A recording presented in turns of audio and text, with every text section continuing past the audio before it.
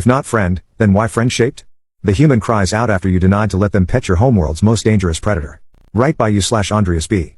Strex led the human around a thicket of trees, and they found themselves in a glade of swaying gobble flowers. He had never gone this deep into the nature preserve before, but the human Matt, he called himself, had insisted, and against his better judgment, Strex gave in. The human made a sound that Strex had learned meant he was impressed. Wow, he said, strolling into the glade. Look at them move. The glistening bulbs of the flowers turned at the sound, opening slowly in anticipation of a meal. Matt chuckled and reached out with his fingers.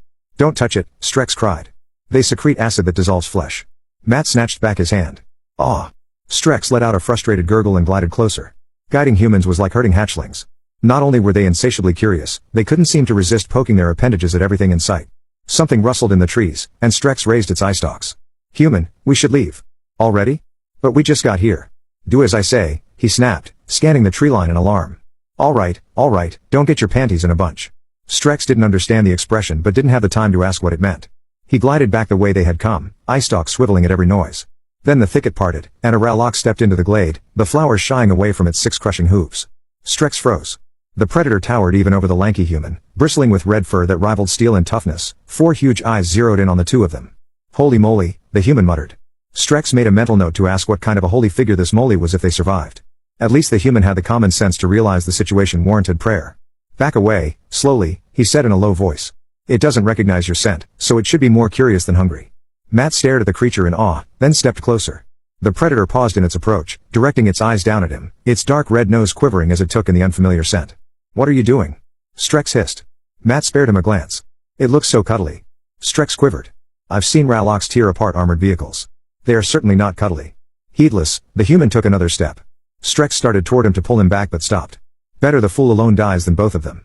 Matt slowly raised his hand and allowed the creature to sniff it. Strex's fear pheromones flooded the glade. It was only the beast's confusion that prevented it from taking a bite out of the human, but it wouldn't last. Matt patted the quivering nose. Boop, he muttered, giggling. The Ralox reared back and opened its maw, revealing rows of razor-sharp teeth. Strex closed most of his eyes so he wouldn't have to watch the human getting swallowed. Phew, Matt said, waving his hand before his noise. Hang on, there's something stuck there. With foolishness beyond comprehension, the human stuck his hand into the beast's mouth and dislodged an unrecognizable piece of its prior prey. He eyed it with macabre interest, then shrugged and tossed it down the Ralox's throat. The beast swallowed convulsively, then blinked. That's better, isn't it? Matt said, patting its snout. The Ralox flinched away, paused as if in thought, then nudged the human's hand of its own accord. Matt cooed and stroked its snout. The Ralox began making rumbling noises that Strex had only heard in documentaries that captured the creatures interacting with their own kind. He retracted his eye stalks, then stuck them out again, suspecting he was hallucinating. It's so cuddly, Matt exclaimed. Who's a good boy? Who's a good boy? The Ralox snorted and collapsed onto its side, exposing its belly. Its enormous eyes swiveled toward the human, and it let out a pitiful whine. This sound Strex didn't even know the creature could make.